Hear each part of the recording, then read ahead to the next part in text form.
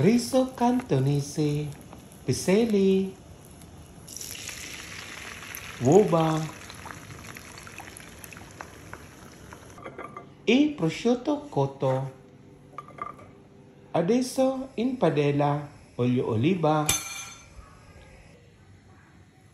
Devo cucinare il prosciutto cotto e poi devo preparare il riso. Devo bollire quasi 8 minuti la cottura.